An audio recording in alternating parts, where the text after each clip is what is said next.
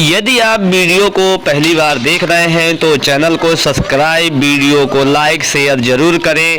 आज हम पढ़ेंगे कक्षा 8वीं विषय विज्ञान अध्याय 3 में है संश्लेषित रेशे और प्लास्टिक। तो चलिए देखते हैं हम आगे अभ्यास। जैसे पहला प्रश्न है, कुछ रेशे संश्लेषित क्यों कहलाते हैं? तो वे रेशे जो कृत्रिम रूप से मानव द्वारा बनाए जाते हैं, अर्थात मनुष्यों द्वारा बनाए गए रेशे को हम संश्लेषित रेशे कहते हैं। यानी जो पौधों एवं जंतुओं से प्राप्त नहीं होते हैं, संश्लेषित या मानव निर्मित रेशे कहलाते हैं। संश्लेषित रेशे 3 प्रकार के होते हैं। Number 1 polyester, number 2 rayon, number 3 nylon. अगला प्रश्न क्रमांक 2 है, सही उत्तर पर चिन्ह लगाइए। रेयान एक संश्लेषित रेशा नहीं है क्योंकि इसे काष्ठ लुगदी से प्राप्त किया जाता है। अगला है प्रश्न क्रमांक 3, उचित शब्दों द्वारा रिक्त स्थानों की पूर्ति कीजिए। तो का नंबर है, संश्लेषित रेशे खाली स्थान अथवा खाली स्थान रेशे भी कहलाते हैं। तो इसका उत्तर सही हो जाएगा, संश्लेषित रेशे मानव निर्मित अथवा कृत्रिम रेशे भी कहलाते हैं। यानी हमें मानव निर्मित और कृत्रिम भरना है इसमें। अगला है खा नंबर है, संश्लेषित रेशे कच्चे माल से संश्लेषित किए जाते हैं जो खाली स्थान कहलाते हैं। तो यहाँ पर संश्लेषण भर देना है, यानी इसका उत्तर हो जाएगा संश्लेषित रेशे कच्चे माल से संश्लेषित किए जाते हैं, इसलिए इन्हें हम संश्लेषण कहते हैं। अगला है प्रश्न क्रमांक ग, संश्लेषित रेशे की भांति प्लास्टिक भी एक बहुलक है। यहाँ पर क्या भर देना? बहुलक भर देना। अगला प्रश्न क्रमांक 4 है आपका, नायलॉन रेशे से निर्मित 2 वस्तुओं के नाम बताइए जो नायलॉन रेशे की प्रबलता बताती हैं। तो इसका उत्तर हो जाएगा पैराशूट और चट्टानों पर चढ़ने हेतु रस्सी नायलॉन रेशे से प्रबलता को दर्शाती हैं। यानी इनसे हमारे बनाने वाली 2 वस्तुओं के नाम हैं पैराशूट और चट्टानों पर चढ़ने वाली रस्सी है, आपका ब्रुश है, ब्रुश का सूक है। यानी इस तरह की हम कई वस्तुएं नायलॉन से बनाते हैं। प्रश्न क्रमांक 5 है, खाद्य पदार्थों का संरक्षण हेतु प्लास्टिक पात्रों का उपयोग के 3 प्रमुख लाभ बताइए। तो इसका उत्तर हो जाएगा, खाद्य पदार्थों का संरक्षण करने हेतु प्लास्टिक पात्रों का उपयोग के निम्नलिखित लाभ हैं। नंबर 1 ये हल्के होते हैं, नंबर 2 चिरस्थायी होते हैं, नंबर 3 यह मजबूत होते हैं। प्रश्न क्रमांक 6 है, थर्मोप्लास्टिक एवं थर्मोसेटिंग प्लास्टिक के मध्य अंतर लिखिए। तो थर्मोप्लास्टिक यह है प्लास्टिक जो गर्म करने पर आसानी से विकृत हो जाता है, उसे थर्मोप्लास्टिक कहते हैं। यानी थर्मोप्लास्टिक जो आसानी से गर्म करने पर आसानी से विकृत हो जाते हैं, उन्हें हम थर्मोप्लास्टिक कहते हैं। इसे आसानी से मोड़ा जा सकता है, यह ऊष्मा का सुचालक होता है। इसका प्रयोग कंघियाँ, खिलौने एवं विभिन्न प्रकार के पात्रों के बड़े पैमाने पर निर्माण के लिए किया जाता है। थर्मोसेटिंग प्लास्टिक यह वह प्लास्टिक है जो गर्म करने पर विकृत नहीं होता है, थर्मोसेटिंग प्लास्टिक कहलाता है, अर्थात इसे हम गर्म करने पर विकृत नहीं कर सकते हैं। इसे आसानी से नहीं मोड़ा जा सकता है, यह ऊष्मा का कुचालक होता है। इसका प्रयोग बिजली के स्विच, बर्तनों के हाथे, रसोई के बर्तन, फर्श, टाइल्स आदि बनाने में किया जाता है। अगला है प्रश्न क्रमांक 7 है, समझाइए कि थर्मोसेटिंग प्लास्टिक के निम्नलिखित बर्तन क्यों बनाए जाते हैं। यानी डेल्ची के हाथे। और प्रश्न है विद्युत प्लग बोर्ड। अब हम पढ़ेंगे डेल्ची के हत्थे। तो डेल्ची के हत्थे हैं। डेल्ची के हत्थे को बनाने के लिए थर्मोसेटिंग प्लास्टिक का इस्तेमाल किया जाता है क्योंकि थर्मोसेटिंग ऊष्मा का कुचालक होता है।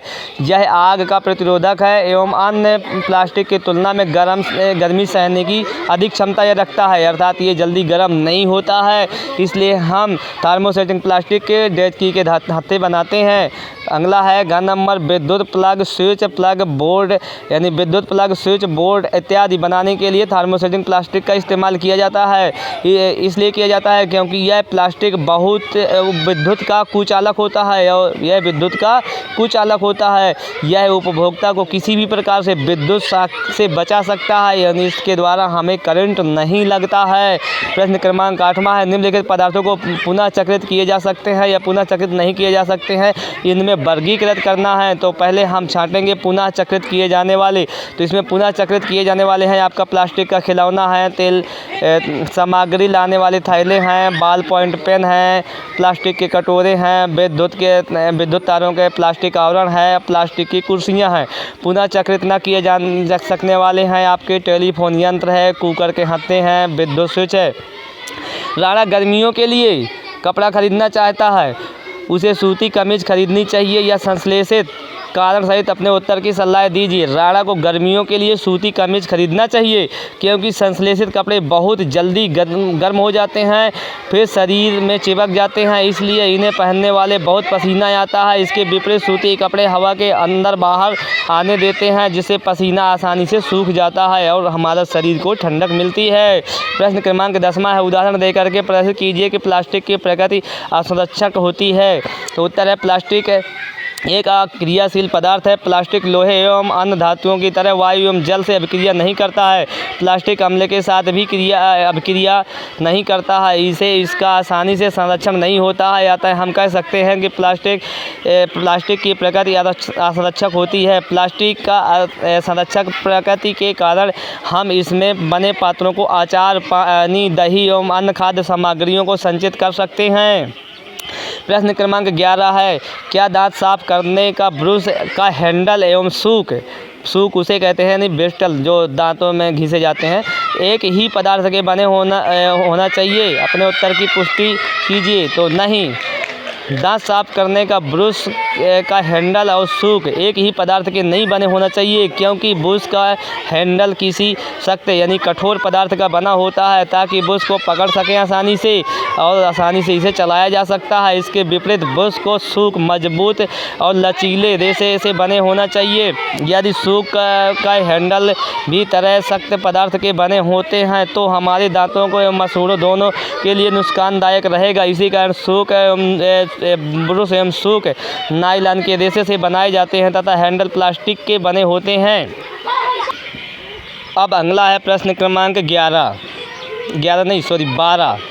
जहाँ तक संभव हो प्लास्टिक का उपयोग से बचिए, यह कथन की सलाह दीजिए। प्लास्टिक अनाभिक्रियाशील, हल्का, प्रबल, चिरस्थायी एवं विद्युत एवं ऊष्मा का कुचालक होता है, इसलिए यह बहुत उपयोगी है। परंतु प्लास्टिक जैव अनिम्नीकरण है, अर्थात यह प्राकृतिक प्रक्रियाओं द्वारा सरलता से विघटित नहीं होता है, इसलिए इसका प्रयोग करते समय हमें कई बातों का ध्यान रखना चाहिए। अर्थात प्लास्टिक जो है जल्दी से गलता नहीं है, जल्दी सड़ता नहीं है, यानी ये अपनी प्रकृति को भी बंजर बनाता है। इसको जलाने से वायु प्रदूषण भी होता है, इसलिए हमें इसके प्रयोग से बचना चाहिए।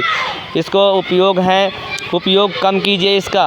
दूसरा है पुनः उपयोग कीजिए। नंबर 3 पुनः चक्रित कीजिए। नंबर 4 पुनः प्राप्त कीजिए।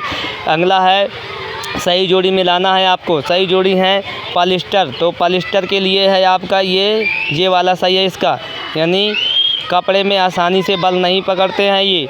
नंबर 2 है टेफ्लॉन, इसका उत्तर सही हो जाएगा। ना चिपकने वाले भोजन के पात्रों को निर्माण में उपयोग में लाया जाता है।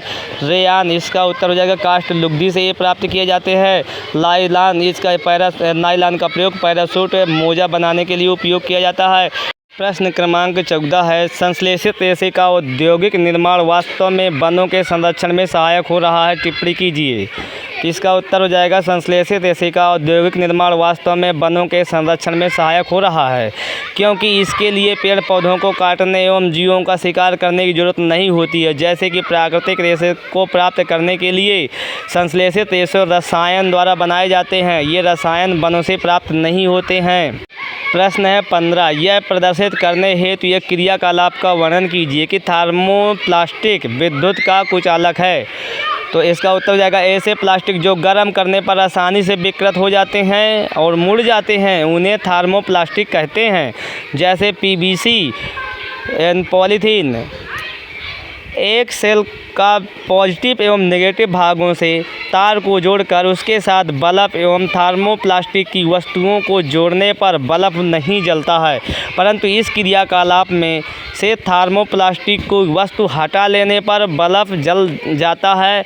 इससे यह निष्कर्ष निकलता है कि थर्मोप्लास्टिक विद्युत का कुचालक और अपने में से विद्युत को प्रवाहित नहीं होने देता है।